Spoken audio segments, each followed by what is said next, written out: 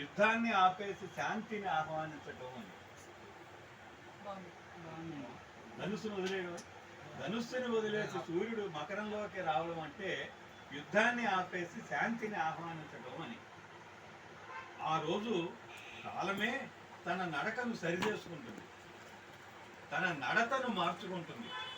అందుకే అది పుణ్యప్రదమైన కాలానికి ఆరంభం. ఉత్తరాయణం మొదలవుతుందంటే మనుషులు తమ మనసుల్ని దిశ మార్చుకోవాలనేదే పిలుపు. మనిషి తన లోపల తాను శాసనమై నిలబడాలనేదే ఆకాంక్ష. అనియంత్రిత శక్తుల్ని అదుపులోకి తెచ్చే ఒక నిశ్శబ్ద ప్రయత్నం. మకరం ఒక జంతువు కాదు, ఒక సంకేతం. మకరం అంటే నీడలో ధీరువు, నేలపై భీరువు కాదు, లోతుగా నిలబడే వేరు.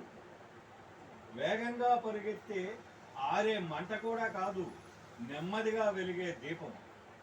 అందుకే ఈరోజు సూర్యుడు కూడా తన కాంతిని కట్టడి చేసుకుని బాధ్యతగా భూమిపైకి దిగుతాడు.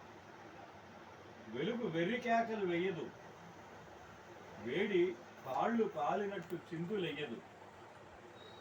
మకరం అంటే కామదేవుడి ధ్వజంపై కాంక్షగా మెరిసే రూపం, వరుణుడి వాహనంగా నీటికి క్రమాన్ని ఇచ్చే ప్రతీక, సముద్ర గర్భంలో అదృశ్యంగా నిశ్శబ్దంగా కదిలే శక్తి.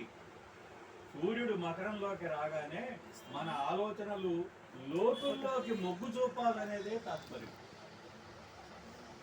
ధనుసు నుంచి మకర రాశిలోకి రావడం అంటే మన లోతైన ఆలోచనలు చేసేందుకు ఒక ఆరంభం. భిన్నంగా కవి అన్నవారు భిన్నంగా ఆలోచించాలి. అందరూ ఆలోచించే పద్ధతిలో ఆలోచిస్తే అదే మనం ప్రత్యేకంగా చెప్పేది ఏమి ఉండదు. భిన్నంగా ఆలోచించడానికి ఉదాహరణ మీరు దీంట్లో చూస్తారన్నమాట.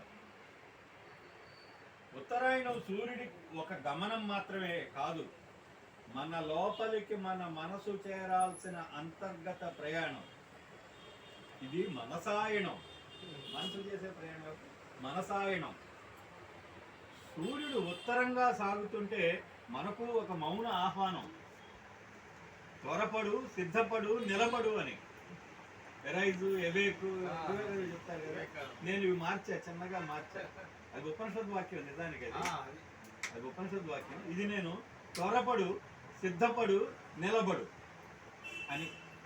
ఇది సంక్రాంతి మనకి ఇచ్చే సందేశం.